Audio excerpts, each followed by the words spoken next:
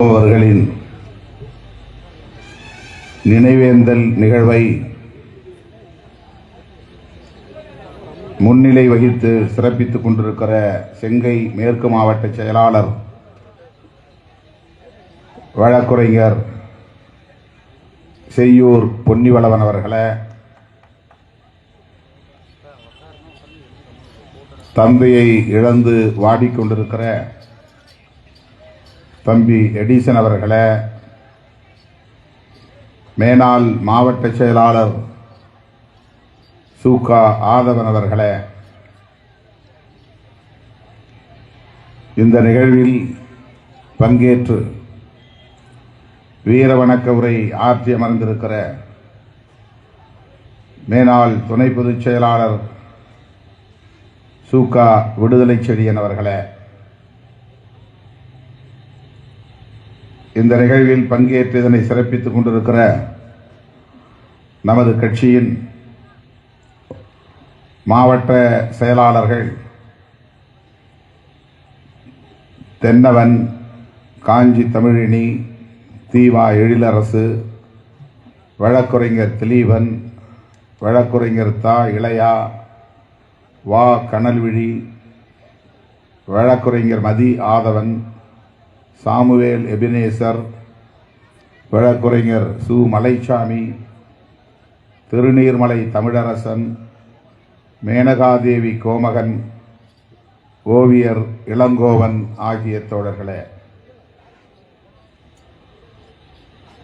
செங்கை மேற்கு மாவட்டத்தை சார்ந்த முன்னணி பொறுப்பாளர்கள் கலை கதிரவன், பாக்கம் பேரறிவாளன், வேலவன், செய்யூர் வழக்குரைஞர் ஈழவேந்தன், மிசா சூவா சாரங்கன், சு நா சுரேஷ், வழக்குரைஞர் உதயகுமார், திருநல்லூர் வெங்கடேசன், வெள்ளப்புத்தூர் விஜயகுமார், கீழ்கா அன்புச்செல்வன், புக்கத்துறை ஜெயந்தி அம்பேத், படாலம் ஜபா, இளவெண்மணி, ஆ விடுதலை செல்வன், தாப்பா குணசேகரன், வழக்குரைஞர் விடுதலை அரசு, மா திருமாறன், பூகா ஓவியன், ஜி.டி. தமிழ்மாறன் ஆகிய தோழர்களே, ஒன்றிய நகர பொறுப்பாளர்களே, மதுராந்தகம் சட்டமன்ற தொகுதியைச் சார்ந்த முன்னணி பொறுப்பாளர்களே, செய்யூர் சட்டமன்ற தொகுதியைச் சார்ந்த நிர்வாகிகளே, செங்கல்பட்டு மற்றும் காட்டாங்குளத்தூர் நகர பொறுப்பாளர்களே, விழுப்புரம் திண்டிவனம் சட்டமன்ற தொகுதிகளை சார்ந்த நிர்வாகிகளே, தம்பி ஆதி தமிழன் அவர்களே, இந்த நிகழ்வில் பங்கேற்று இதனை சிறப்பித்துக் கொண்டிருக்கிற பத்மஸ்ரீ வேலு ஆசான் அவர்களின் தலைமையிலான சமர் கலைக்குழுவை சார்ந்த கலைஞர்களே, திருவண்ணாமலை பாப்பாப்பட்டி முனுசாமி அவர்களின் பெரிய மேளம் இசைக்குழுவை சார்ந்த கலைஞர்களே, ஐயா ஆறுமுகம் அவர்களை இழந்து வாடுகிற அவருடைய அருமை துணைவியார் நாகம்மாள் அவர்களே, அவருடைய வாரிசுகள் கோதண்டபாணி அவர்களே, அனுசுயா அவர்களே, தம்பி எடிசன் அவர்களின் துணைவியார் கண்மணி அவர்களே, மற்றும் கோடீஸ்வரன் புவனேஸ்வரி, நேசமணி சுகன்யா, ஜோதிலட்சுமி பிரகாஷ், ஆ கதிரவன் உள்ளிட்ட ஆறுமுகம் அவர்களின் குடும்பத்தைச் சார்ந்த உற்றார் உறவினர்களே, திண்டிவனம் நகர்மன்ற துணைத் தலைவர் ராஜேஸ்வரி அவர்களே, திரளாக கூடியிருக்கிற என் உயிரின் உயிரான விடுதலை சிறுத்தைகளே, உங்கள் அனைவருக்கும் என்னுடைய பணிவார்ந்த வணக்கத்தை தெரிவித்துக் கொள்கிறேன். நாளை மறுநாள் தீபாவளி பண்டிகை. நேற்றிலிருந்தே போக்குவரத்து நெரிசல். சென்னையிலிருந்து 10 லட்சம் பேருக்கு மேலானவர்கள் அவரவர் சொந்த கிராமங்களை நோக்கி பயணித்துக் கொண்டிருக்கிறார்கள். பேருந்துகளிலும் ரயில்களிலும் சொந்த வண்டிகளிலும் இந்த நெடுஞ்சாலையில் பயணிப்பதனால் நிறைய போக்குவரத்து நெரிசல். விடுதலை செழியன் அவர்கள் சொன்னதைப் போல அதிகாலை விமானம் பிடித்து நான் மதுரைக்கு போய் அங்கிருந்து சிவகங்கை மாவட்டம் குன்றக்குடிக்கு போய் அங்கே ஒரு துக்கத்தை விசாரித்துவிட்டு பின்னர் மதுரைக்கு வந்து மதுரையிலும் ஒரு துக்கத்தை விசாரித்துவிட்டு இந்த நிகழ்ச்சியில் எப்படியாவது பங்கேற்றாக வேண்டும் என்று அடித்து பிடித்து வேக வேகமாக பயணம் செய்து விமானம் பிடித்து சென்னை வந்து இங்கே வந்து சேர இவ்வளவு நேரம் ஆகிவிட்டது. என்ன கவலை என்றால் திரும்பி போகிற போது எவ்வளவு நேரம் ஆகும் என்று தெரியவில்லை. நேற்றிரவு நான் படுக்கிற போதே 2:45 மணி. காலையில் நான் எழுந்த நேரம் 6 மணி. ஒவ்வொரு நாளும் இப்படித்தான். இந்த நேர நெருக்கடியில் நீண்ட நேரம் உங்களோடு நான் உரையாற்ற விரும்பினாலும் கூட அதற்கு நேரம் இடம் தரவில்லை. நீங்களும் வீடு திரும்ப வேண்டும். தீபாவளிக்கு இடையிலே இன்னும் ஒரு நாள் தான் இருக்கிறது. அந்த பண்டிகைக்கு பின்னால் இருக்கிற புராண கதைகள் நமக்கு உடன்பாடானவை இல்லை என்றாலும் கூட, ஆனால் பண்டிகைகளை மக்கள் கொண்டாடுகிற போது அவர்களோடு நாமும் இணைந்து நிற்பது தவிர்க்க முடியாதது. எனவே வருகிற போது கூட தோழர்கள் சொன்னார்கள், தீபாவளி முடிந்த பிறகு இந்த தேதியை கொடுத்திருக்க கூடாதா?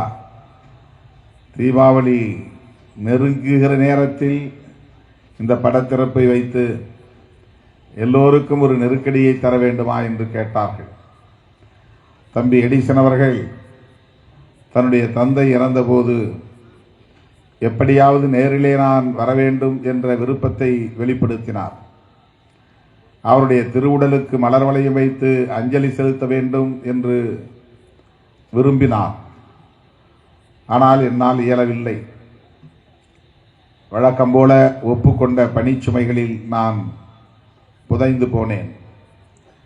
எனவே அந்த நாளில் அவருடைய உடலுக்கு நேரிலே வந்து அஞ்சலி செலுத்தாத நிலையில், செலுத்த முடியாத சூழலில் படத்திறப்பு நிகழ்ச்சிக்கு வருகிறேன் என்று சொல்லி அவரை சமாதானப்படுத்தினேன். இந்த தேதியை பெறுவதற்கே ஏறத்தாழ 4-5 முறை அவர் சென்னைக்கு வந்து விட்டார். கொஞ்சம் கடிந்து கொண்டேன்.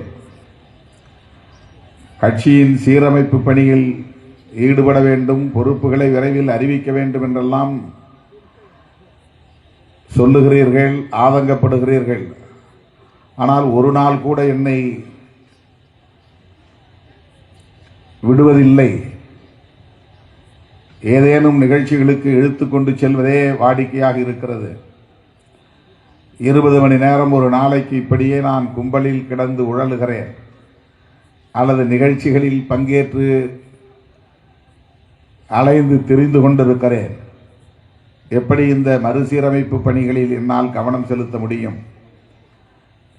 ஒரு நாள் கூட இடைவெளி இல்லாமல் ஏதேனும் ஒரு நிகழ்ச்சிக்கு, ஒரு மாவட்டத்திற்கு என்று இழுத்துச் செல்லுகிற நிலை தொடர்ந்து நீடித்து கொண்டே இருக்கிறதே என்று, இதற்கு தேதி தருவதற்கு இயலாத நிலையில் அப்படி சொன்னேன். தீபாவளியாக இருந்தாலும் கூட 18ஆம் தேதி நான் வருகிறேன், எளிமையான முறையிலே ஏற்பாடு செய்யுங்கள், வீட்டிலே ஒரு படத்தை திறந்து வைத்து மலர் தூவி அஞ்சலி செலுத்திவிட்டு நான் திரும்புகிறேன் என்று சொல்லியிருந்தேன். ஆனால் ஒரு பொதுக்கூட்டத்தை போன்ற ஏற்பாட்டை இங்கே எடிசன் அவர்கள் செய்திருக்கிறார். அது மட்டுமில்லாமல் பத்மஸ்ரீ விருது பெற்ற நம்முடைய வேலு ஆசான் அவர்களின் சமர் கலைக்குழுவையும், கலைமாமணி நம்முடைய திருவண்ணாமலை முனுசாமி அவர்களின் பெரிய மேள நிகழ்வையும் இங்கே ஏற்பாடு செய்திருக்கிறார் என்பதை இங்கே வந்த பிறகுதான் பார்த்தேன். எனவே அவர்களின் நிகழ்வை சில நிமிடங்கள் பார்க்க வேண்டும் என்ற ஆசையில் தான் மேடையிலே வந்து அமர்ந்தேன். வழக்கம் போல தோழர்கள் திமுதிமு என்று மேடையிலே ஏறி சூழ்ந்து கொண்டார்கள்.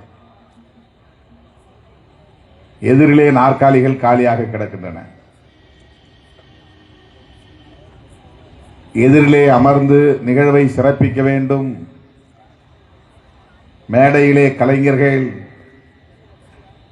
அவர்களின் நிகழ்ச்சியை சுதந்திரமாக நடத்த வேண்டும் என்று கேட்டுக்கொண்டும் தோழர்கள் அதற்கு இசையவில்லை. ஆகவேதான் மேடையில் உள்ள அனைவரும் எதிரே வந்து அமருங்கள் என்று நான் கீழே இறங்கி வந்தேன். நாளுக்கு நாள் நம்மிடையே ஒழுங்கும் கட்டுப்பாடும் அதிகரிக்க வேண்டும். அது மிகவும் முக்கியமானது. கட்சி வளர வளர நம்மை கண்காணிப்பவர்களின் எண்ணிக்கை பெருகுகிறது. கட்சி அங்கீகாரம் பெற்ற நிலையில் ஏராளமானவர்களுக்கு வயிற்றெரிச்சல், அடிவயிறு அவர்களுக்கெல்லாம் பற்றி எரிகிறது. எப்படி இவர்கள் மட்டும் இந்த அரசியலில் வளர்ந்து கொண்டே இருக்கிறார்கள்?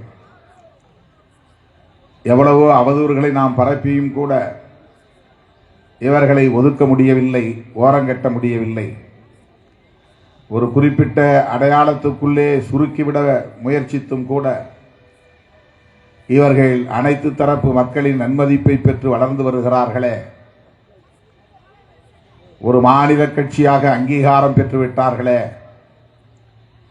சொந்தமாக ஒரு சின்னத்தையும் வென்றெடுத்து விட்டார்களே, அதுவும் எளிய மக்களின் நெஞ்செல்லாம் நிறைந்திருக்கக்கூடிய சின்னமான பானை சின்னத்தை இவர்கள் பெற்றுவிட்டார்களே என்று நம் வளர்ச்சியை பார்த்து பொறுத்து கொள்ள முடியாத பொறாமை கும்பலுக்கு நம் மீது என்ன பழி போடலாம், என்ன அவதூறு பரப்பலாம் என்பதிலேதான் குறியாக இருக்கிறார்கள். ஆகவேதான் நான் சொல்லுகிறேன், நாம் நம்முடைய நிகழ்வுகளில் ஒரு கட்டுப்பாட்டை கடைபிடிக்க வேண்டும், ஒரு ஒழுங்கை கடைபிடிக்க வேண்டும், மிகவும் எச்சரிக்கையாக இருக்க வேண்டும். பொய் செய்திகளை பரப்புவார்கள், வதந்திகளை பரப்புவார்கள், இல்லாதது பொல்லாததுகளை இட்டுக்கட்டி கட்டுக்கதைகளை திட்டமிட்டு பரப்புவார்கள். தேர்தல் நெருங்க நெருங்க நம்மை இன்னும் அவர்கள் குறிவைப்பார்கள்.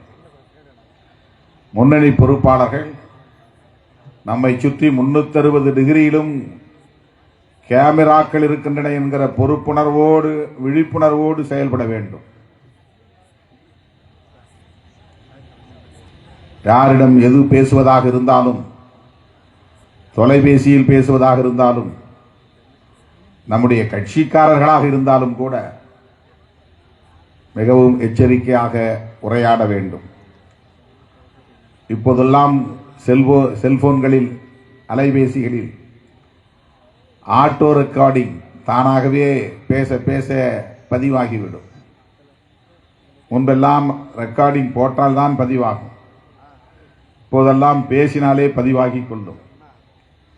எனவே எல்லா நேரங்களிலும், எல்லா சூழல்களிலும், எல்லா நிலைகளிலும் மிகுந்த கவனத்தோடு உரையாட வேண்டும், செயலாற்ற வேண்டும்.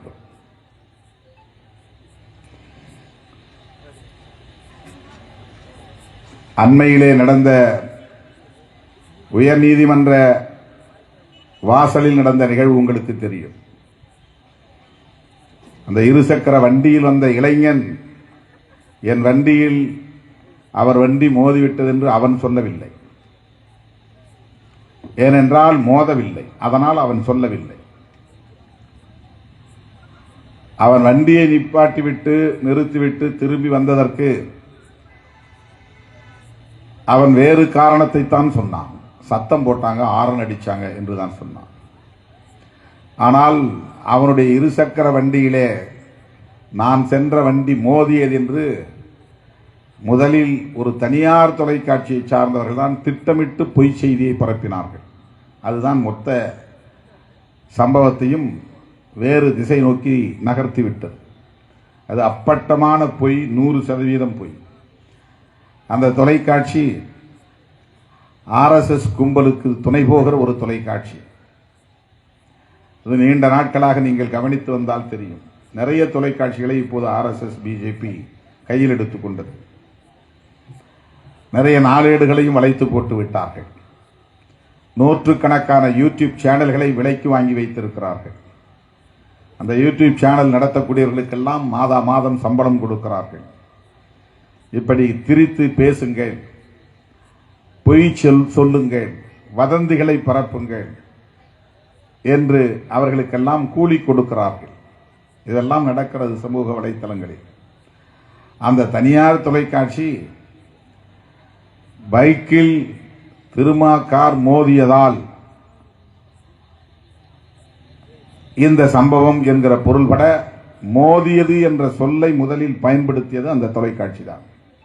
நடக்காத ஒன்றை நடந்ததாக அவர்கள் திட்டமிட்டு பொய் செய்தியை பரப்பி உடனே வரிசை கட்டி வந்தவர்கள் யார்? அத்தனை பேரும் பாஜகவை சார்ந்தவர்கள், பாஜகவோடு கூட்டணி வைத்திருப்பவர்கள், பாஜகவோடு கைகூலி பெறுகிறவர்கள். இவர்கள்தான் வரிசை கட்டி நின்றார்கள். தனியார் தொலைக்காட்சியில் பரவியதும் உடனே அரை மணி நேரத்தில் எக்ஸ் தளத்திலே ட்விட்டரிலே பதிவு செய்தது பாஜக அண்ணாமலை. அண்ணாமலைக்கு கவலை, தலைவர் பதவியை பிடுங்கிவிட்டார்கள். நயினார் நாகேந்திரன் தலைவராக இருக்கிறார், அவரை ஓரங்கட்ட வேண்டும், நான் தான் இங்கே ஆக்டிவாக இருக்கிறேன் என்று காட்டிக்கொள்ள வேண்டும், மறுபடியும் தலைவர் பதவியை எப்படியாவது பெற்றுவிட வேண்டும். தேர்தல் நேரத்தில் தலைவராக இருந்தால்தான் அவர்களுக்கு நல்லது, லாபம். ஆகவே அந்த இடத்தை பிடிக்க வேண்டும் என்பதற்காகவே முந்திரி கொட்டைத்தனமாக எல்லாவற்றிலும் முந்திக்கொண்டு பேசுவது, பரப்புவது, பொய் சொல்லுவது. அதில் வேற நான் IPS படித்தவன் என்று பீற்றிக் கொள்வது. IPS படிக்கிறவன் எல்லாம் இப்படி பொய் தான் சொல்லுவான், அந்த பொய்யையும் அடித்து சொல்லுவான், வம்புகளை வலிந்து இழுப்பான் என்று சொல்லுவது போல் அது இருக்கிறது. அவர் இன்வெஸ்டிகேஷன் முடிஞ்ச பிறகுதான ஒரு விஷயத்தை கன்ஃபார்ம் பண்ணணும். ஒரு போலீஸ் அதிகாரிக்கு இந்த அடிப்படை அறிவு கூட இல்லையா? ஏனென்றால் அரசியல் அப்படி அவர்களை ஆட்டி படைக்கிறது. எந்த ஒரு குற்றம் நிகழ்ந்தாலும் போலீஸ் இன்வெஸ்டிகேஷன், புலனாய்வு நடந்து நீ முதல் தகவல் அறிக்கையிலே என்ன சொன்னாலும் அப்படியே அதை பதிவு செய்வார்கள். அது ஃபர்ஸ்ட் இன்ஃபர்மேஷன் ரிப்போர்ட். அதில் சொன்னதில் அப்படியே போலீஸ் ஏற்றுக்காது, ஜுடிஷியரியும் ஏற்றுக்காது, நீதிமன்றமும் ஏற்றுக்கொள்ளாது. முதல் தகவல் அறிக்கையில் இது என்ன வேண்டுமானாலும் எழுதலாம், சொல்லலாம். அவன் அப்படியே அதை வாங்கி இது முதல் தகவல் அறிக்கைன்னு பதிவு பண்ணுவான். அவ்வளவுதான். எது உண்மை அப்படின்னு கண்டறியறதுக்கு இன்வெஸ்டிகேஷன், அதாவது புலனாய்வு செய்யணும், அதுக்கு ஆதாரங்கள் தேடணும், சாட்சியங்களை தேடணும், சான்றுகளை தேடணும், அவருடைய ப்ரிப்பரேஷன் என்னங்கிறத பார்க்கணும், அதில் கிரிமினல் இன்டென்ஷன் இருக்கா, குற்ற நோக்கம் இருக்கான்னு பார்க்கணும். இதெல்லாம் உறுதிப்படுத்தினால்தான் அது குற்றம் என்று நீதிமன்றத்திலே போய் தாக்கல் செய்ய வேண்டும். ஆனால் அது நடந்த அரை மணி நேரத்தில் எந்த இன்வெஸ்டிகேஷன் நடக்கல, திருமா கார் மோதியதுன்னு ஒரு முடிவெடுத்து பொய் செய்தியை பரப்புகிறார்கள். அந்த பையன் அதை சொல்லவே இல்லை. பரப்பியது ஒரு தனியார் தொலைக்காட்சி, அது பிஜேபிக்கு துணை போகிற ஒரு தொலைக்காட்சி. அந்த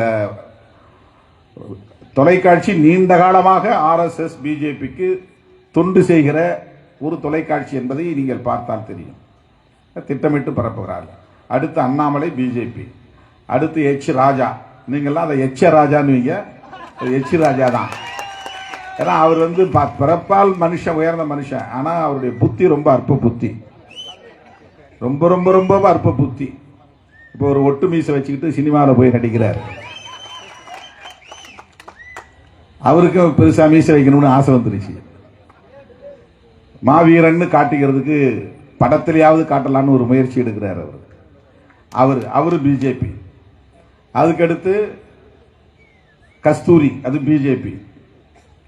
அதுக்கப்புறம் வரிசையா நீங்க பார்த்தா எல்லாம் பிஜேபி காரனா வரும். நம்ம இந்த பிரச்சனையில எப்படி பரப்புறான் பாருங்க. விடுதலை சிறுத்தைகளை ரவுடிகளாகவும் குண்டர்களாகவும் காட்டணும்.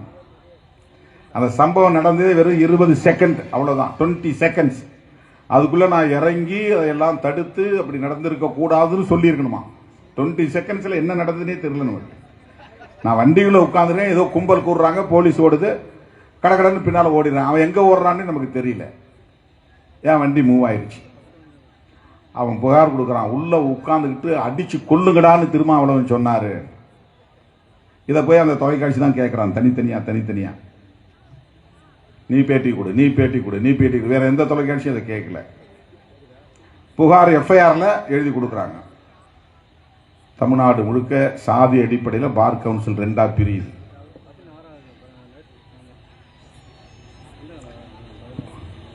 பாமகவில் ஒரு ஆள் இருக்கிறார், வக்கீல்.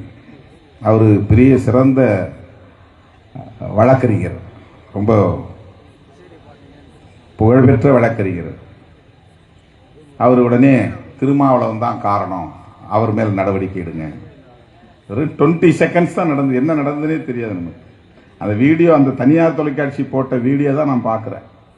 அந்த வீடியோல தான் தெரியுது இந்த சம்பவம் நடந்தது.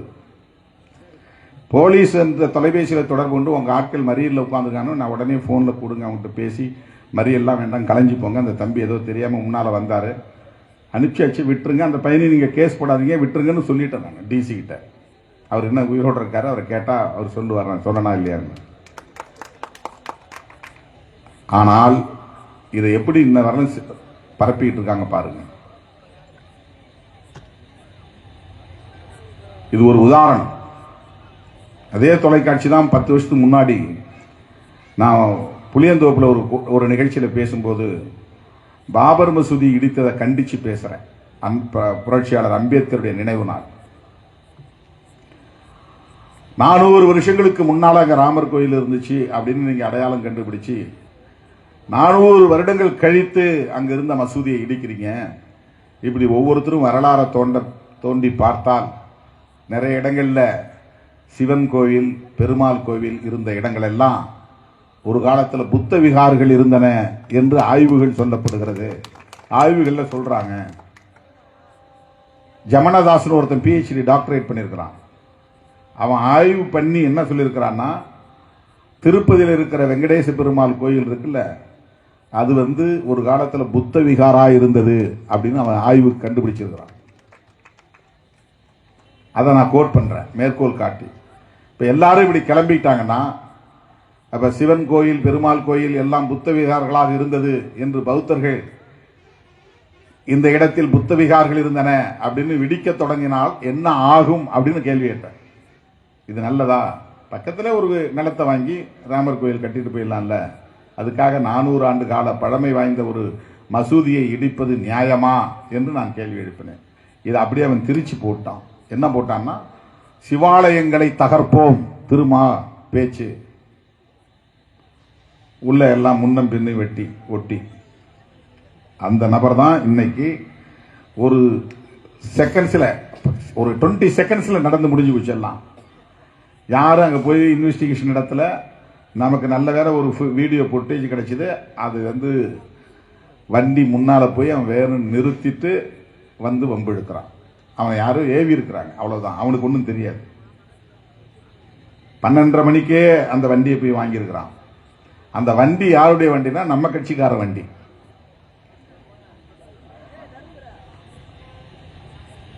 பேங்குக்கு போகணும், ஜெராக்ஸ் எடுக்கணும்னு ஏதோ ஒரு காரணம் சொல்லி 12:30 மணிக்கு வாங்கியிருக்கிறான் வண்டியை. வாங்கிட்டு இங்கேயும் அங்கேயும் பார் கவுன்சில் போகிறது, அங்கே போகிறது, இங்கே வர்றதுன்னு சுற்றிட்டு இருந்துக்கான். அப்போல்லாம் வீடியோ ஃபுட்டேஜில் கிடைச்சிருக்கு. அதெல்லாம் வாங்கிட்டு சும்மா போகல. வந்து வெயிட் பண்ணி என் வண்டி எப்போ வரும்னு பார்த்து முன்னால் வர்றான், கிராஸ் பண்ணுறான். ஆரன் அடிச்சு ஒரு வேளை அவன் இரிட்டேட் ஆகிட்டானு தான் நம்ம நினைச்சோம். வண்டியை நிப்பாட்டிட்டு வம்புக்கு எடுக்கிறான். இதை அப்படியே மறைச்சிட்டு திருமாவளவன் அடிக்க சொன்னாரு, அதனால என்ன அடிச்சாங்க. நாட்டில் எவ்வளவோ பிரச்சனை நடக்குது. குறிப்பா உச்ச நீதிமன்றத்தின் தலைமை நீதிபதி, இந்தியாவின் தலைமை நீதிபதி BR கவாய் மேல உச்ச நீதிமன்றத்துக்குள்ளே ஒருத்தன் செருப்பு வீசுறான்.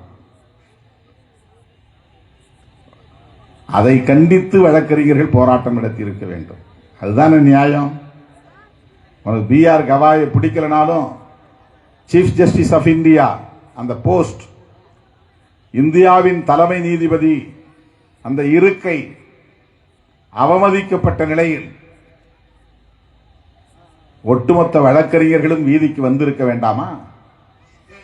கண்டித்திருக்க வேண்டாமா? அதை விட்டுட்டாங்க, அதை டைவர்ட் பண்றான். நான் அந்த போராட்டத்துக்கு தான் வரேன். அதை கேள்விப்பட்ட உடனே நம்முடைய சமத்துவ வழக்கறிஞர் சங்கத்தின் சார்பில் ஒரு புரொட்டஸ்ட் பண்ணுங்க, நான் கட்சி சார்பில் அப்புறம் அறிவிச்சுக்கிறேன், நானும் வரேன் அப்படின்னு பார்வேந்தர்கிட்ட சொல்லி காலையில் சொல்லி அடுத்த நாள் காலையில் ஆர்ப்பாட்டம் நடக்குது. 24 மணி நேரத்துக்குள்ள அந்த ஆர்ப்பாட்டத்தில் கலந்து கொண்டு தான் நான் திரும்ப போறேன்.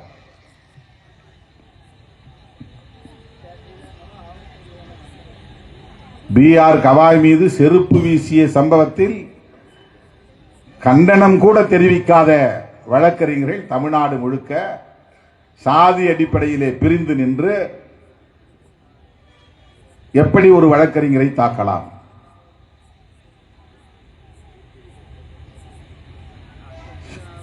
அந்த வழக்கறிஞர் ஏற்கனவே ஆலந்தூர் வழக்கறிஞர் சங்கத்திலிருந்து டிஸ்மிஸ் செய்யப்பட்டவர். அவருடைய நடத்தை சரியில்லைன்னு. தமிழ்நாடு பார் கவுன்சிலிருந்து டெர்மினேட் செய்யப்பட்டவர். அதுக்கு பிறகு இப்பதான் அண்மையில திரும்ப சேர்த்திருக்கிறாங்க. ஒரு நொட்டோரியஸ் திருமாவளவன் வண்டிக்கு முன்னால ஒருத்த வந்து வம்பு இழுக்கிறான்னா திருமாவளுடைய பாதுகாப்பு என்ன அப்படிங்கறத பத்தி யாரும் வாய் திறக்கல. சாதி புத்தி எப்படி வேலை செய்கிறது என்று பாருங்க.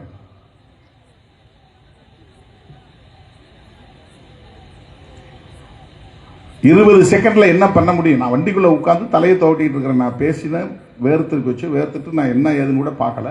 இப்படி நிமிந்து பார்க்குற ஒரு வண்டி ஓடி விழுது. என்னப்பா அப்படின்ற, ஒன்றும் இல்லை போலீஸ் யாரோ குறுக்க நின்னாங்க, தள்ளி விட்டு போயிட்டாங்க, கிளம்புங்க அப்படின்னு கிளம்பிடுச்சு வண்டி. ஒரு 2 மணி நேரம் கழிச்சு தான் தெரியுது அந்த தனியார் தொலைக்காட்சி இந்த மாதிரி ஒரு செய்தியை போடுறது. இது எதுக்காக உங்களுக்கு நான் சொல்றேன்னா, இது பல பேர் நீங்க வந்து சோசியல் மீடியாவில் மட்டும்தான் பார்த்துருப்பீங்க. அது உண்மை இல்லை. நூற்றுக்கணக்கான வீடியோக்களை போடுறாங்க. அவ்வளவு பேரும் பாஜக, RSS, பாஜக கைகூலிகள். இப்ப பாஜகவுக்கு தமிழ்நாட்டை பொறுத்தவரையில் நேர் எதிரியாக இருப்பது விடுதலை சிறுத்தைகள் கட்சி. வெரி குட், வரவேற்கிறோம். இதுல பாஜகவா விசிகாவா பிரச்சனை இல்லை. இதை சாதியா கொண்டு போறாங்க. அவன் வந்து முன்னால் நிற்கும் போது என்ன சாதின்னு தெரியுமா? என்ன மதம் தெரியுமா? என்ன படிச்சிருக்கான்னு தெரியுமா?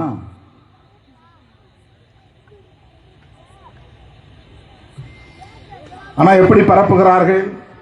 ஒரு குறிப்பிட்ட சமூகத்திற்கு எதிராக நாம் செயல்பட்டதை போல ஒரு பொய்யான தோற்றத்தை உருவாக்குகிறார்கள். அவ்வளவும் அரசியல்.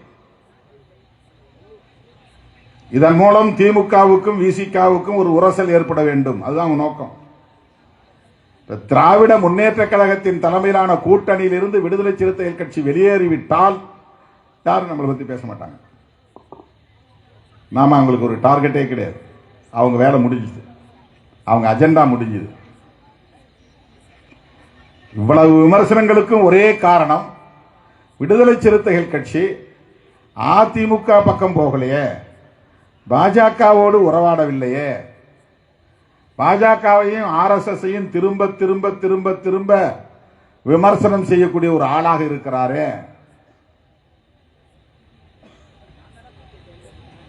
சனாதன எதிர்ப்பை உயர்த்தி பிடிக்கிறாரு. திமுக கூட்டணி கட்டுக்கோப்பாக இருப்பதற்கு இவர் உற்ற துணையாக இருக்கிறாரு. இதுதான் பிரச்சனை. இல்ல எங்களுக்கு திமுக கூட்டணி வேண்டாம் அப்படின்னு நாளைக்கு நான் அறிக்கை விட்டா ஆகா ஓஹோன்னு மகிழ்ச்சி அடைவாங்க. தீபாவளியே கொண்டாடுவாங்க, புதுசா இன்னொரு தீபாவளி கொண்டாடுவார்கள். பிரச்சனை அதுதான். திமுக கூட்டணிக்கு ஒரு தூண் போல இருந்து அதை அந்த கூட்டணியை பாதுகாக்கிற இயக்கமாக விடுதலை சிறுத்தைகள் கட்சி இருக்கிறது.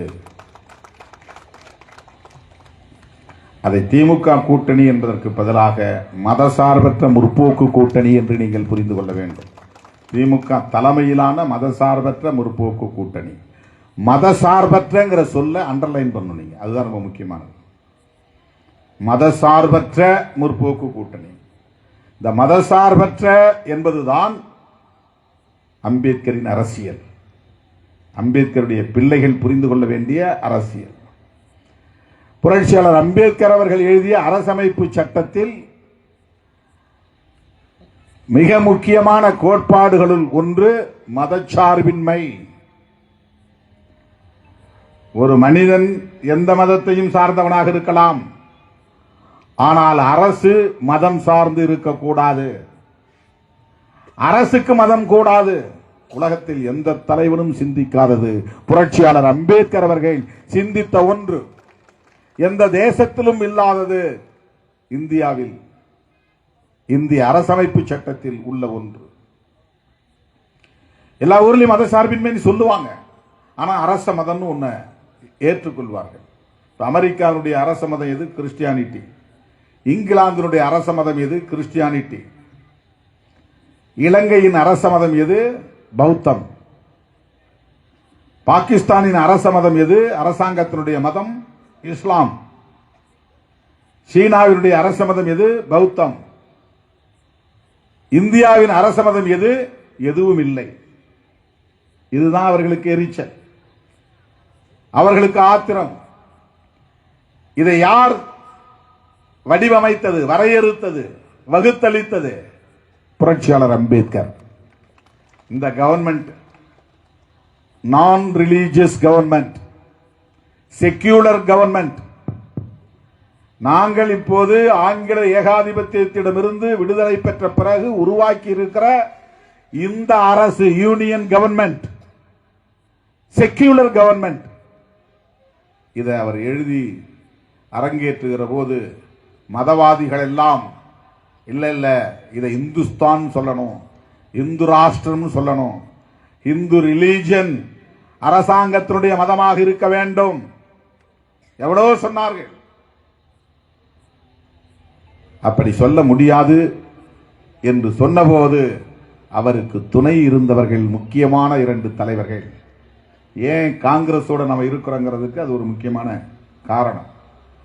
காங்கிரஸ் கட்சியோடு நமக்கு சில முரண்பாடுகள் உண்டு, அது வேறு. ஆனால் புரட்சியாளர் அம்பேத்கர் அவர்கள் இந்திய அரசாங்கத்தை மதசார்பற்ற அரசாங்கமாக அறிவிக்க வேண்டும் என்று இந்திய அரசமைப்பு சட்டத்திலே உறுதி செய்த காலத்தில் அவருக்கு உற்ற துணையாக நின்றவர்கள் ஒருவர் பண்டிட் ஜவஹர்லால் நேரு, இன்னொருவர் காந்தியடிகள். 2 பேருக்கு அம்பேத்கரை பிடிக்காது, அம்பேத்கருக்கு அந்த 2 பேரையும் பிடிக்காது, அது வேறு. அரசியல் முரண்கள் வேறு. அந்த 2 பேரையும் கடுமையாக அம்பேத்கர் அவர்கள் விமர்சித்திருக்கிறார் என்பது வரலாறு. ஆனாலும் அம்பேத்கர் எடுத்த இந்த முடிவுக்கு, மதசார்பின்மை என்கிற இந்த அரசியலுக்கு, இந்த கோட்பாட்டுக்கு ஒத்துழைத்தவர்கள் பண்டித ஜவஹர்லால் நேரு அவர்களும் மகாத்மா காந்தியடிகளும் தான் என்பதை மறந்துவிடக் கூடாது. இப்ப பிஜேபி காரனுக்கும் ஆர்எஸ்எஸ் காரனுக்கும் உள்ள பிரச்சனை என்னன்னா, இந்த கான்ஸ்டிடியூஷன் இருக்கிறதுனால தான் நம்முடைய தேசத்தை ஒரு இந்து ராஷ்டிரா என்று அறிவிக்க முடியவில்லை. இந்த அரசமைப்பு சட்டம் இருப்பதனால்தான் இந்தியாவின் அரச மதம் இந்து மதம் தான் என்று அறிவிக்க முடியவில்லை. இதை நேரடியாக அவங்களால சொல்ல முடியாது. அம்பேத்கரை விமர்சிக்க வேண்டி வரும், அரசமைப்பு சட்டத்தை விமர்சிக்க வேண்டி வரும். அம்பேத்கரை விமர்சிக்கிற துணிச்சல் RSSக்கு கிடையாது. பெரியாரை விமர்சிப்பார்கள். அம்பேத்கருக்கு எதிராக கருத்து சொல்லுகிற துணிச்சல் பிஜேபிக்கு யாருக்கும் கிடையாது. சொன்னால் அவர்களால் இந்தியாவில் அரசியல் செய்ய முடியாது. அந்த நிலைக்கு உயர்ந்து நிற்கிறார் புரட்சியாளர் அம்பேத்கர் அவர்கள். அவரை விமர்சிக்க முடியாது. பாரதிய ஜனதாவால், RSS உள்ளிட்ட சங் பரிவார்களால் அவரும் சேர்ந்து அம்பேத்கர் ஜெயந்தி கொண்டாட வேண்டும் என்கிற நிர்பந்தம், அம்பேத்கர் சிலைக்கு மாலை போட வேண்டும் என்கிற நிர்பந்தம், அம்பேத்கரின் புகழை பாட வேண்டும் என்கிற நிர்பந்தம். ஆனால் அம்பேத்கரின் கோட்பாட்டை சிதைக்க வேண்டும் என்பது செயல் திட்டம். அந்த மதச்சார்பின்மையின் மீது நம்பிக்கையுள்ள கட்சிகள் எல்லாம் ஒன்று சேர்ந்து உருவாக்கி இருக்கிற கூட்டணி தான் மதசார்பற்ற முற்போக்கு கூட்டணி. அதை உருவாக்கியதில் விடுதலை சிறுத்தைகள் கட்சிக்கும் ஒரு பங்கு உண்டு. கலைஞர் காலத்திலிருந்து சேர்ந்து இந்த கோட்பாட்டோடு நாம் இணைந்து இயங்கி இருக்கிறோம். அப்படித்தான் அது உருவானது. திமுக அதற்கு தலைமை வகிக்கிறது. ஆக பெரியாரை விமர்சித்தால் நாம் தலையிடுகிறோம். ஏன்? விடுதலை சிறுத்தைகள் பேசுகிற அரசியலும் பெரியார் பேசிய அரசியலும் ஒன்றுதான். அம்பேத்கர் அரசியலும் பெரியார் அரசியலும் ஒன்றுதான். பெரியார் அரசியலை நீ சிதைப்பாய் என்றால் அது அம்பேத்கர் அரசியலையும் சிதைப்பதில் போய் முடியும். திராவிட அரசியலை விமர்சிக்கிற போது நாம் தலையிடுகிறோம். ஏன் தலையிடுகிறோம்? திமுகவுக்காக அல்ல, நாங்கள் பேசுகிற அரசியலுக்காக. திராவிட அரசியல் என்பது திராவிட முன்னேற்ற கழகம் மட்டுமே பேசுகிற அரசியல் அல்ல, அது புரட்சியாளர் அம்பேத்கர் பேசிய அரசியல் தான். ஆரிய பார்ப்பனிய சூழ்ச்சிகளுக்கு எதிரான அரசியல், சனாதன தர்மத்திற்கு எதிரான அரசியல், வர்ணாசிரம தர்மத்திற்கு எதிரான அரசியல், பரப்பின் அடிப்படையிலான உயர்வு தாழ்வு என்கிற பாகுபாட்டை களைய வேண்டும் என்கிற அரசியல், அதுதான் திராவிட அரசியல். ஆகவே திராவிட அரசியலை சிதைக்க முயற்சிக்கிறார்கள் என்றால் அம்பேத்கரின் அரசியலை சிதைக்க முயற்சிக்கிறார்கள் என்று பொருள். எனவே நாம் தலையீடு செய்கிறோம். பாரதிய ஜனதாவையும் RSS உள்ளிட்ட சங் பரிவார்களையும் நாம் விமர்சிப்பதற்கு புரட்சியாளர் அம்பேத்கர் முன்மொழிந்த கோட்பாடுகள் தான் முதன்மையான காரணம். நாங்கள் அந்த கோட்பாடுகளை உள்வாங்கி இருக்கிறோம். அதன் உண்மையான விழுமியங்களோடு உள்வாங்கி இருக்கிறோம். அம்பேத்கர் என்ன நினைத்தாரோ அதை அப்படியே நாங்கள் உள்வாங்கி இருக்கிறோம். அவர் என்ன கனவு கண்டாரோ அதை நனவாக்க வேண்டும் என்கிற அந்த பொறுப்புணர்வோடு களத்தில் நிற்கிறோம். பாஜக என்றைக்காவது சாதி ஒழிப்பை பேசி இருக்கிறதா? அம்பேத்கருக்கும் பாஜகவுக்கும் எப்படி கொள்கை உறவு ஏற்படும்? அம்பேத்கரின் முதன்மையான கொள்கை என்ன? சாதி ஒழிக்கப்பட வேண்டும் என்பதுதானே. அந்த சாதி ஒழிப்பை பிஜேபி ஏற்றுக்கொள்கிறதா? RSS ஏற்றுக்கொள்கிறதா? டிஸ்கிரிமினேஷன் கூடாது, பாகுபாடு கூடாது என்பதுதானே அரசியல், அம்பேத்கர் அரசியல். அந்த டிஸ்கிரிமினேஷன் கூடாது என்கிற அரசியலை பிஜேபி என்றைக்காவது வலுவாக பேசி இருக்கிறதா? RSS பேசி இருக்கிறதா? சமத்துவம் என்பதுதானே அம்பேத்கரின் அரசியல். சாதி வேறுபாடுகள் இல்லை, எல்லோரும் பரப்பால் சமம்தான் என்று என்றைக்காவது மேடைகளில் பிஜேபி தலைவர்கள் பேசியது உண்டா? RSS தலைவர்கள் பேசியது உண்டா? சகோதரத்துவத்தை பேசியது உண்டா? அம்பேத்கரின் பிள்ளைகள். அதனால் பிஜேபி RSS பற்றி நாங்கள் பேச வேண்டி வருகிறது. அதை பேசுவதனால் பொறுத்துக் கொள்ள முடியாத, சகித்துக் கொள்ள முடியாத இந்த தனியார் தொலைக்காட்சியை நடத்தக்கூடிய நபர்கள், அவரை போன்ற பலர் விடுதலை சிறுத்தைகளுக்கு எதிராக புறப்பட்டிருக்கிறார்கள். நம்முடைய அரசியல் வேலை செய்ய தொடங்கிவிட்டது. விடுதலை சிறுத்தைகளின் உத்தி வேலை செய்ய தொடங்கிவிட்டது.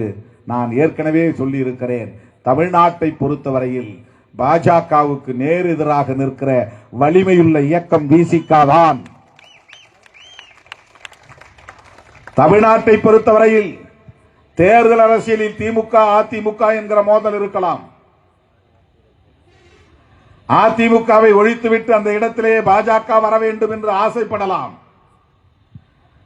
இன்னும் 5 ஆண்டு காலத்தில் அல்லது அடுத்த தேர்தலின் முடிவுகளுக்கு பிறகு திமுகவா பிஜேபியா என்கிற நிலையை உருவாக்க வேண்டும் என்று அவர்கள் திட்டமிடலாம். அவர்கள் வயிற்றிலே அடி வயிற்றிலே புலி கரைக்கிற செயலை போல திடீரென்று விஜய் உள்ளே நுழைந்திருக்கிறார். இப்போ ஏடிஎம்கேவை ரீப்ளேஸ் பண்ண போறது விஜய் கட்சியா பிஜேபியா என்கிற பிரச்சனை இருக்கிறது. விஜயை கூட வைத்துக் கொண்டே திமுகவை வீழ்த்துவதா, விஜயை வெளியே வைத்துக் கொண்டே திமுகவையும் வீழ்த்தி அதிமுகவையும் பின்னுக்கு தள்ளி நாம் 2வது இடத்தில் வருவதா? இந்த 2வது இடத்துக்கு தான் இப்ப போட்டி. இந்த தேர்தல் 2026 இது தேர்தல் களம். ஆனால் கருத்தியல் களத்தில் இன்றைக்கு தமிழ்நாட்டிலே 2 இயக்கங்களுக்கு இடையிலே மோதல் உருவாகி இருக்கிறது. ஒன்று விசிக, இன்னொன்று பிஜேபி. அதுல தவறான கருத்துக்களை பரப்பி, வதந்திகளை பரப்பி, நம்மை சாதி ரீதியாக அடையாளப்படுத்தி ஏதேனும் ஒரு சாதியோடு மோதவிட வேண்டும் என்று அவர்கள் முயற்சிக்கிறார்கள். நாம் முக்குளத்து சமூகத்தை சார்ந்த பொதுமக்களுக்கு சொல்ல கடமைப்பட்டிருக்கிறேன்.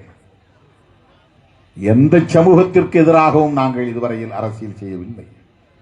சாதி ஒழிப்பு அரசியலை பேசுகிறோம், சாதிய வன்கொடுமைகளை எதிர்க்கிறோம், அவ்வளவுதான். அது அம்பேத்கர் பேசிய அரசியல், பெரியார் பேசிய அரசியல், அதை உள்வாங்கி இருக்கிறோம். அதனால் அதை நாங்கள் பேசுகிறோம், அவ்வளவுதான். அந்த தம்பி என்ன சாதின்னா எங்களுக்கு தெரியாது. இதை பரப்புவது அண்ணாமலை தான். அண்ணாமலைக்கு சொந்தக்கார ஆள்தான், அந்த நபர்தான் அந்த தனியார் தொலைக்காட்சியை நடத்துகிறவரும். எல்லாம் ஒரே லைன். அவங்களுக்குள்ள ஒரு உறவு இருக்கிறது, நட்பு இருக்கிறது. பிஜேபி நட்பும் இருக்கிறது, வேறு நட்பும் இருக்கிறது. வீடியோ இப்படி நான் போட்டிருக்கேன், நீ உடனே எக்ஸ் தளத்தில் போடு. தமிழ்நாட்டில் முதல் பொலிட்டிஷியன் பிஜேபி தலைவர் நயினார் நாகேந்திரன் போட்டிருந்தா கரெக்ட், இல்ல அண்ணாமலை போடுகிறார். ரொம்ப எச்சரிக்கையாக இருக்க வேண்டும் இயக்கத்தோழர்கள், முன்னணி பொறுப்பாளர்கள். ஐடியாலஜிக்கல் வார். அம்பேத்கரின் பிள்ளைகளுக்கும் சங்கிகளுக்கும் இடையில்தான் நடக்க முடியும். வேற யாராலும் நேருக்கு நேர் மோத முடியாது. அம்பேத்கரிய சிந்தனையாளர்களுக்கும் சங்கிகளுக்கும் இடையில் தான் மோதல் நடக்க முடியும்.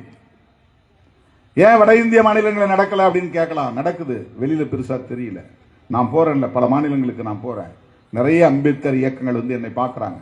லக்னோ போயிருந்தேன், அண்மையில் நாக்பூர் போயிருந்தேன், அதுக்கு முன்னால அகமதாபாத் போயிருந்தேன், டெல்லியில கூட்டம் கூட்டி இருந்தோம். தலித் இயக்கங்கள், மற்ற இதர சிறுபான்மை சமூகத்தை சார்ந்த இயக்கங்கள் எல்லோரையும் ஒருங்கிணைத்து ஒரு கலந்தாய்வு கூட்டம் நடத்தினோம். ஆந்திரா போகிறேன், தெலுங்கானா போகிறேன், கர்நாடகா போகிறேன், கேரளா போகிறேன்.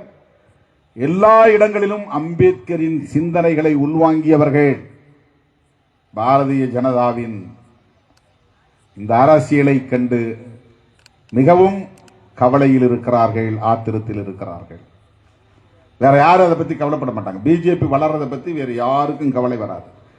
இந்தியாவெங்கும் கவலைப்படுகிற ஒரே சிந்தனையாளர்கள் யார் என்றால் அம்பேத்கரியத்தை உள்வாங்கியவர்கள் தான். அதற்கடுத்து அகில இந்திய அளவில் RSS உள்ளிட்ட சங் பரிவார்களின் இந்த அரசியலை கண்டு கவலைப்படுகிறவர்கள், ஆத்திரப்படுகிறவர்கள் இடதுசாரிகள் தான். தமிழ்நாட்டை பொறுத்தவரையில் அதற்கு அடுத்து விடுதலை சிறுத்தைகள், இடதுசாரிகள் அடுத்து அந்த கவலையை படக்கூடியவர்கள் திராவிடர் கழகம் உள்ளிட்ட திராவிட அரசியல் செய்யக்கூடிய கட்சிகள் தான். அதுல திமுக, திராவிடர் கழகம். ஆகவேதான் இவர்கள் நம்முடைய நட்பு சக்திகள், மதசார்பற்ற முற்போக்கு கூட்டணியில் இடம்பெற்றுள்ள நட்பு சக்திகள்.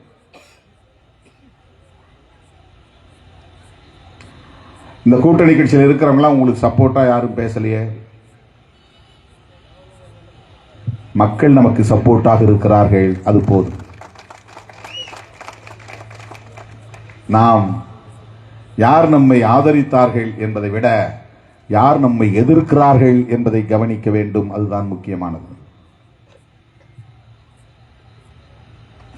யாரும் நம்மை தாங்கி பிடிக்க வேண்டும் என்று நாம் எதிர்பார்க்கவில்லை. ஆனால் யார் பாதிக்கப்பட்டாலும் சிறுத்தைகள் முன்னால் வந்து நிற்போம். எளிய மக்கள், விளிம்பு நிலை மக்கள், சிறுபான்மை மக்கள் பாதிக்கப்பட்டால் அவர்களுக்காக நாங்கள் குரல் கொடுப்போம்.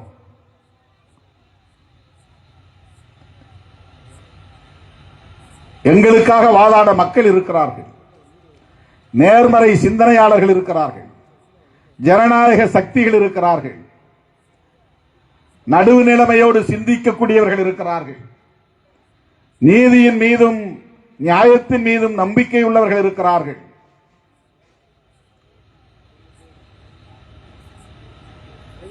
அருமை தோழர்களே, B.R. கவாய் யார் தெரியுமா? R.S. கவாயுடைய மகன். R.S. கவாய் யார் தெரியுமா? புரட்சியாளர் அம்பேத்கரின் முன்னணி தளபதிகளுள் ஒருவர்.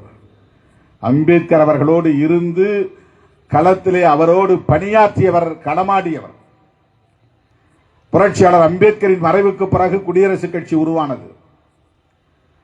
சில மாதங்களில் அல்லது சில ஆண்டுகளில் அந்த குடியரசுக் கட்சி இரண்டாக உடைகிறது. அப்படி இரண்டாக தேசிய அளவிலே உடைந்த குடியரசுக் கட்சியில் ஒரு அணியின் தலைவர் கோபர்கடே, இன்னொரு அணியின் தலைவர் R.S. கவாய். தமிழ்நாட்டிலே கூட நீங்கள் அப்போது 80களின் தொடக்கத்திலே பார்த்திருக்கலாம். குடியரசுக் கட்சி கவாய் பிரிவு, குடியரசுக் கட்சி கோபர்கடே பிரிவு என்று தமிழ்நாட்டிலும் குடியரசுக் கட்சி இரண்டாக இருந்தது. கவாய் பிரிவை சார்ந்தவர்கள் சில அமைப்புகளாக இருந்தார்கள், கோபர்கடே பிரிவை சார்ந்தவர்களும் தனித்து இயங்கினார்கள். அப்படி குடியரசுக் கட்சியின் ஒரு தலைவராக இருந்த R.S. கவாயின் அருமை புதல்வர் தான் B.R. கவாய். R.S. கவாய் யார் என்றால் அம்பேத்கர் காலத்திலேயே பௌத்தத்தை தழுவிய ஒரு பௌத்தர். அவர் ஒரு புத்திஸ்ட். அப்படி என்றால் B.R. கவாய் ஒரு புத்திஸ்ட். மகாராஷ்டிராவிலே பல லட்சக்கணக்கான பேர் புரட்சியாளர் அம்பேத்கர் அவர்களோடு பௌத்தத்தை தழுவிய போது R.S. கவாயின் குடும்பமும் பௌத்தத்தை தழுவியது. எனவே B.R. கவாய் பௌத்த குடும்பத்தில் பிறந்தவர். தந்தையும் பௌத்தர், தாயும் பௌத்தர். அவருடைய அம்மா இன்றும் இருக்கிறார். தன்னுடைய மகனோடு தான் இருக்கிறார் என்று எண்ணி நான் கேட்டேன் அவரை அண்மையிலே சந்தித்த போது. அவர் சொன்னார், நான் தனியே இருக்கிறேன், எனக்கென்று எந்த வீடும் இல்லை, நான் மக்களோடு இருக்கிறேன், பௌத்த கருத்துக்களை பரப்புகிற பணியில் ஈடுபட்டிருக்கிறேன், ஒரு துறவியை போல் வாழ்ந்து கொண்டிருக்கிறேன் என்று சொன்னார். இந்தியாவின் தலைமை நீதிபதியின் தாயார். எவ்வளவு பெரிய தொண்டுள்ளம், எவ்வளவு பெரிய தியாக உள்ளம். தன்னுடைய மகன் இந்தியாவின் தலைமை நீதிபதி என்கிற கர்வம் அவரிடத்திலே இல்லை. அவர் விரும்பினால் மிகப்பெரிய அளவில் கப்பல் போல, கடல் போல அரண்மனை கட்டித்தர முடியும் தன்னுடைய தாய்க்கு. அந்த தாய் அதை விரும்பவில்லை. இந்திய தலைமை நீதிபதியாக இருக்கிற B.R. கவாய் அவர்களும் தன்னுடைய தாயை அப்படி வைத்துக் கொள்ள வேண்டும் என்று விரும்பவில்லை. அவர் என்ன விரும்புகிறாரோ அப்படி வாழட்டும் என்று அனுமதித்து விட்டார். அப்படிப்பட்ட பாரம்பரியம் உள்ள, பௌத்த பாரம்பரியம் உள்ள குடும்பத்தை சார்ந்தவர் தான் B.R. கவாய். அவர் முன்னிலையில் ஒரு வழக்கு வருகிறது. அந்த வழக்கு ஒரு விஷ்ணு கோவிலை புனரமைப்பு செய்ய வேண்டும், புதிதாக கட்டி சிலையை நிறுவ வேண்டும் என்ற கோரிக்கை. அது ஆர்கியாலஜி என்கிற தொல்லியல் பிரிவின் கட்டுப்பாட்டில் இருக்கிறது, அவர்களை அணுகுங்கள் என்று அவர் சொல்லுகிறார். மறுபடியும் மறுபடியும் அந்த வழக்கறிஞர் ஏதோ பேச, அப்போது அவர் சொல்லியிருக்கிறார், நீங்கள் தான் கடவுள் பக்தராயிற்றே, மகாவிஷ்ணுவிடமே போய் பிரே பண்ணுங்கள், உங்களுக்கு அது கிடைத்துவிடும் என்று சொல்லியிருக்கிறார். இதில் என்ன தவறு இருக்கிறது?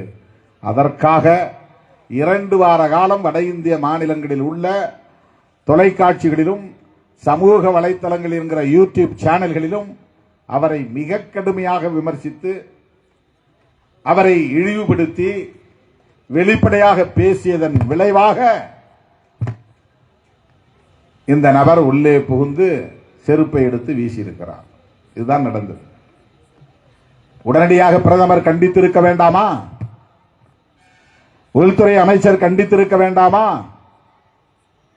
இந்திய அரசமைப்பு சட்டத்தின் பாதுகாப்பு அரணாக இருக்கிற குடியரசுத் தலைவர் ஒரு உச்சநீதிமன்றத்தின் தலைமை நீதிபதியை இப்படி அவமதித்த செயல் கண்டனத்திற்குரியது என்று கண்டித்திருக்க வேண்டாமா? செருப்பை வீசியவன் சொல்லுகிறான், கடவுள் சொல்லித்தான் நான் செருப்பை வீசினேன், யாரிடமும் நான் மன்னிப்பு கேட்க முடியாது என்று சொல்லுகிறான். அவனும் பிராக்டிஸ் செய்யாத ஒரு தில்லவாரி வழக்கறிஞர், ஊர் சுத்துறவன். தில்லவாரின்னா ஊர் சுத்துறவன்.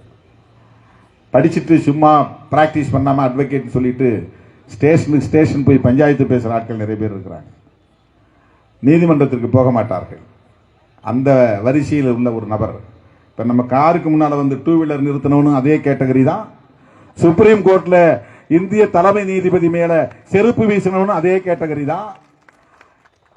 நம்மளை எதிர்த்து பார் கவுன்சில போராடுறவங்க அந்த கேட்டகரிக்கு தான் ஆதரவு தெரிவிக்கிறாங்க. நோட்டோரியஸ். தோழர்களே, கருத்தியல் ரீதியாக யாரும் நமக்கு நேர் எதிராக வரட்டும், எதிர்கொள்வோம். நாங்கள் அம்பேத்கரின் பிள்ளைகள், அதனால் ஒருபோதும் அஞ்ச மாட்டோம்.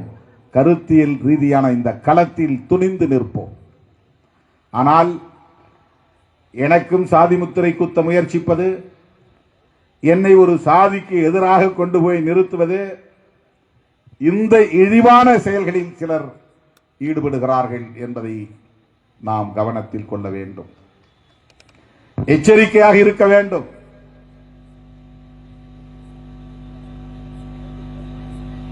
அவர்களைப் போல நாம் வாய் புளித்ததோ மாங்காய் புளித்ததோ என்று சமூக ஊடக தளங்களில் கண்டதை பேசக்கூடாது, கண்டதை பதிவு செய்யக்கூடாது. நம்மிடம் ஒரு முதிர்ச்சி இருக்க வேண்டும், கொள்கை சார்ந்த போராட்டமாக அது இருக்க வேண்டும். நாம் அம்பேத்கரின் பிள்ளைகள், பெரியாரின் பிள்ளைகள் என்பதை உறுதிப்படுத்தும் வகையில் அது இருக்க வேண்டும். மாமேதை மார்க்சின் சிந்தனைகளை உள்வாங்கியவர்கள் என்கிற அந்த வெளிப்பாடு தென்பட வேண்டும். ஒவ்வொருவரும் அப்படி உங்களை வளர்த்துக் கொள்ள வேண்டும், ஆளாக்கிக் கொள்ள வேண்டும் என்பதுதான் இப்படிப்பட்ட அவதூறுகளில் இருந்து நம்மை தற்காத்துக் கொள்வதற்கான வழி. உணர்ச்சி வயப்படுவதால் எதையும் சாதித்து விட முடியாது. அவங்க நோக்கமே அதுதான். ப்ரொவோக் பண்றாங்க. ப்ரொவோக்னா உன்னை ஆத்திரம் மூட்டுறது, கோபப்பட வைக்கிறது, எரிச்சல் மூட்டுறது, சிந்திக்க விடாமல் தடுப்பது.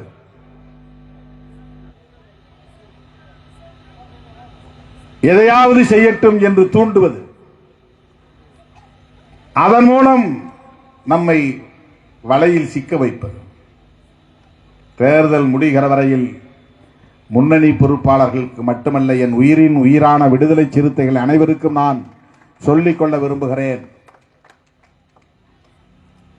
மிக கவனமாக நீங்கள் செயலாற்ற வேண்டும். எங்கேயாவது ஒரு மூலையில் ஏதாவது ஒரு சொல் நீங்க சொன்னா அதை ஒன்றை வைத்து ஊதி பெருக்குவார்கள்.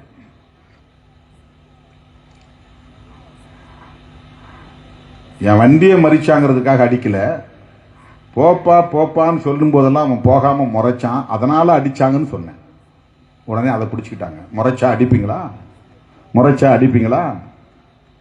என் வண்டிக்கு முன்னால் நின்னா எஸ்கார்ட் போலீஸ் வந்து சொன்னாங்க, சரிங்க அப்படின்ட்டு அவன் போயிருக்கணும். வண்டியில் ஏதாவது ஸ்கிராச்சஸ் இருந்துச்சா, ஏதாவது அந்த வண்டி கீழே விழுந்துச்சா, அல்லது அவன் ஏதாவது கீழே விழுந்தானா, அதில் ஏதாவது உடலில் ஏதாவது சின்ன சிராய்ப்பு இருந்ததா? ஒன்றுமே இல்லை. எதுவுமே இல்லை. அவன் வந்து முறைக்கிறான். எஸ்கார்ட் போலீஸ் வந்து போப்பான்றாங்க. சரின்னு அவன் வண்டி எடுத்துட்டு அவன் பாட்டு ஒரு ஓரமா போய் நின்று இருந்தா இந்த பிரச்சனை இல்லைல்ல. அந்த இடத்துல நிக்கிறவங்ககிட்ட அவன் திரும்ப திரும்ப ஏதோ யாரா இருந்தான்னா எவனா இருந்தான்னா இதுதான் பிரச்சனை. இந்த அணுகுமுறை தான் பிரச்சனை. அதுதான் நான் சொல்ல வந்தேன். அதுக்கு பிறகு போயிட்டு 20 நிமிஷம் அந்த பார் கவுன்சிலில் உட்கார்ந்து எல்லாத்தையும் பேசிட்டு இருக்கிறான். போலீஸ் அப்புறம் வந்து தான் அழைச்சிட்டு ஸ்டேஷனுக்கு போறாங்க. ஸ்டேஷன்ல நல்லா தான் பேசிட்டு இருக்கிறான். உட்கார்ந்து எழுதுறான் பெட்டிஷன் தான். திடீர்னு போலீஸ் அந்த ஸ்டேஷன்ல இருந்து இன்னொரு இடத்துக்கு கொண்டு போறது முயற்சி பண்றாங்க. பொத்துன்னு மயக்கம் போட்டு விடுறான். கை கால் எதுவுமே அசையல. உடனே அதை எடுத்து போடுறாங்க. உடனே ஆம்புலன்ஸ் ஆம்புலன்ஸ் ஆம்புலன்ஸ் கத்துறாங்க. ஆம்புலன்ஸ் ஏத்துறாங்க. அந்த நர்ஸ் வந்து இங்கெல்லாம் எடுக்காதீங்க, இங்கெல்லாம் எடுக்கக்கூடாது அப்படின்னு சத்தம் போடுறாங்க. கொண்டு போய் 10 நாளா ஹாஸ்பிட்டல் இருக்கிறான். 10 நாளா ஹாஸ்பிட்டல் இருக்கிற அளவுக்கு என்னப்பா நடந்தது? இதெல்லாம் பிஜேபி சொல்லி கொடுக்கிறது. நீ இப்படி எஃப்ஐஆர் போடு, நீ புகார் இப்படி கொடு, நீ ஹாஸ்பிட்டல்லே படுத்துக்கட, எங்களுக்கு வேண்டிய ஆளு கோர்ட்லயும் இருக்கிறாங்க, நீதிபதிகளையும் எப்படி ஆளுங்க இருக்கிறாங்க, செட் பண்ணிடுறது. அத்தனையும் அரசியல், தேர்தலுக்கான அரசியல். உச்ச நீதிமன்றத்தின் தலைமை நீதிபதி மீது செருப்பு வீசியதை கண்டிக்க திராணி இல்லாதவர்கள், அறம் இல்லாதவர்கள், நீதி நேர்மை இல்லாதவர்கள் பதறுகிறார்கள். எப்படி அடிக்கலாம், எப்படி அடிக்கலாம், எப்படி அடிக்கலாம். சீர்காழி பக்கம் கொள்ளிடம் அருகிலே ஒரு பையன் 2 வீலர்ல உட்கார்ந்துருக்கிறான். 10 பேர் வந்து அவனை நீ யாரான்னு கேட்கறான். வண்டியில வந்து விடுதலை சிறுத்தைகளுடைய கொடி இருக்குது, பெயிண்ட்ல அடிச்சிருக்கிறான், ஏதோ ஸ்டிக்கர் ஒட்டிருக்கிறான். அதை பார்த்த உடனே அவனை பாஞ்சு பாஞ்சு அடிக்கிறாங்க. ஒரு காரணமும் இல்லை. அவனை ஏன் இப்படி அடிச்சாங்க யாராவது கேட்டாங்களா? திருவண்ணாமலை பக்கத்தில் ஒரு ஊர், ஒரு பையன் ஆர்டிசன், கைகால் மூளை செயல்படாத பையன், பக்கத்தில் ஒரு கொள்ளையில போய் உட்கார்ந்து வெளியே இருந்திருக்கிறான். அந்த கொள்ளைக்காரன் வந்து அவனை பார்த்துட்டு அவன் என்ன காலனி பகுதியை சேர்ந்தவன் தெரிஞ்சுக்கிட்டு உன் கையாலே அதை அள்ளுறான் இருக்கான். சின்ன பையன் வெளியே போனதை அவன் கையாலே அள்ளி இருக்கிறான். அவன் தான் கை கால் வராதில்ல, அதெல்லாம் உடம்பு பூரா சட்டை பூரா இழுப்பி இருக்கிறான். அதுக்கு பிறகு அவனை அடிச்சிருக்கிறாங்க. இந்த கொடுமையை கண்டிக்கிற திராணி இங்க யாருக்காவது உண்டா? ஆணவ கொலைகள் எவ்வளவு கொடூரமாக நடக்கின்றன. விரட்டி விரட்டி வெட்டுகிறார்கள், பட்டப்பகலில் படுகொலை செய்கிறார்கள். இந்த அநியாயத்தை, அநீதியை கண்டிக்கிற துணிச்சல் யாருக்காவது இருக்கிறதா? மோதாத வண்டியை மோதியதாக சொல்லி பரப்புகிறார்கள். கரூரிலே நடந்த துயரத்துக்கும் திமுக அரசுக்கும் முடிச்சு போடுகிறார்கள். தன்னுடைய தலைவனை பார்க்க அவர்கள் ஆயிரக்கணக்கிலே திரளுகிறார்கள், மணிக்கணக்கிலே காத்து கிடக்கிறார்கள், நெருக்கி அடித்துக்கொண்டு முண்டி அடித்துக்கொண்டு ஓடுகிறார்கள். அவர்களே ஒருவரை ஒருவர் ஏறி மிதித்ததில் 41 பேர் சாகிறார்கள். அதை அப்படியே முழு பூசணியை சோற்றில் மறைப்பதை போல மறைத்து இதற்கெல்லாம் திமுக அரசுதான் பொறுப்பு என்று திரித்து பேசுகிறார்கள். இதுதான் பிஜேபி. இதை முதல்ல பேசினதே பிஜேபி தான், அப்புறம் தான் அதிமுக. எடப்பாடி கொஞ்சம் ஸ்லோ தான், பிஜேபி கொஞ்சம் ஃபாஸ்ட். அந்த இடத்தை பிஜேபி பிடிக்கணுங்கிறது தான் வந்து ரொம்ப வேகமா இருக்கிறார்.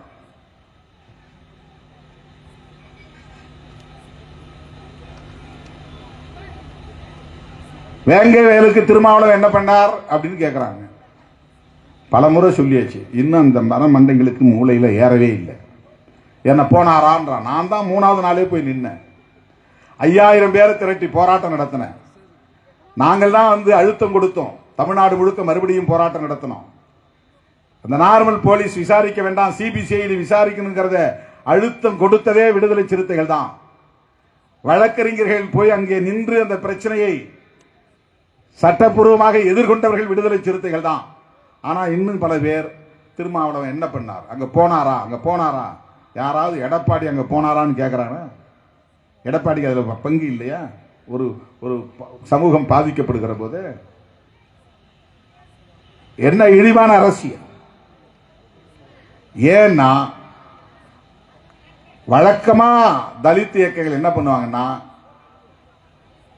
ஒன்னோ ரெண்டோ கொடுங்க, உங்க சின்னமா தாங்க, நாங்க அதிலே நின்னுக்கிறோம், ரைட் வணக்கம் அப்படின்னு போவாங்க. விடுதலை சிறுத்தைகள் அதையெல்லாம் தகர்த்தெறிந்து விட்டு இன்றைக்கு தனித்தொரு இயக்கமாக வளர்ந்து நிற்கிறது. ஒரு மாநில கட்சியாக அங்கீகாரம் பெற்று நிற்கிறது. சொந்த சின்னத்தை வென்றெடுத்திருக்கிறது. இதை அவர்களால் பொறுத்துக் கொள்ள முடியவில்லை. இன்னும் அவங்களுக்கு அடிவயிறு எரியும், பற்றி எரியும், எரிந்து கொண்டே இருக்கும். ஏனென்றால் எங்களை எந்த சக்தியாலும் வீழ்த்த முடியாது. மக்கள் எங்களை தாங்கி பிடிக்கிறார்கள். எங்களுக்கு ஆதரவாக எந்த கட்சியும் பேசாமல் இருக்கலாம், எங்களுக்கு ஆதரவாக எந்த தலைவரும் பேசாமல் இருக்கலாம். எங்களை இழிவாக பிஜேபி, ஆர்எஸ்எஸ் போன்ற கட்சிகளும் அவர்களுக்கு துணை போகிற இயக்கங்களும் எங்களுக்கு எதிராக அவதூறுகளை பரப்பலாம்.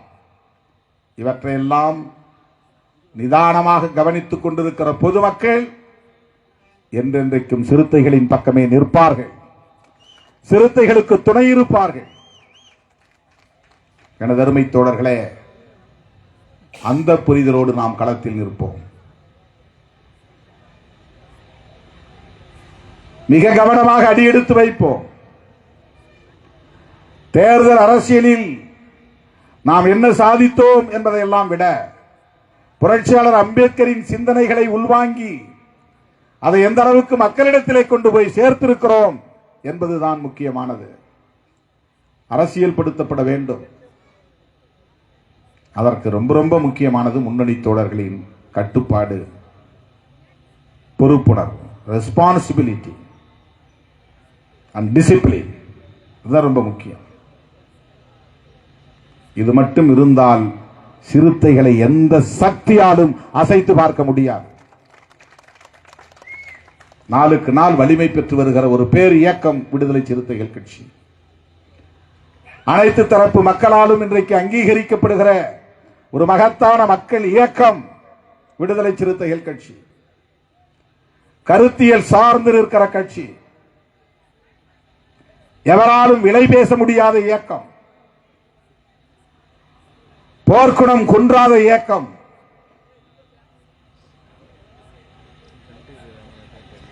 ஒவ்வொரு பொறுப்பாளரும் ஒரு போராளியாக, போர்ப்படையின் தளபதியாக நின்று களமாடுகிற இயக்கம். இதை இன்னும் நாம் கண்ணும் கருத்தாக இருந்து அடுத்த கட்டத்தை நோக்கி நகர்த்த வேண்டும். அதற்கு அனைவரும் தயாராகுங்கள் என்று சொல்லி தம்பி எடிசன் அவர்களின் அன்பு தந்தை ஐயா ஆறுமுகம் அவர்களுக்கு லட்சோப லட்சக்கணக்கான சிறுத்தைகளின் சார்பில் செம்மாந்த வீர வணக்கத்தை செலுத்தி முடிக்கிறேன். நன்றி, வணக்கம்.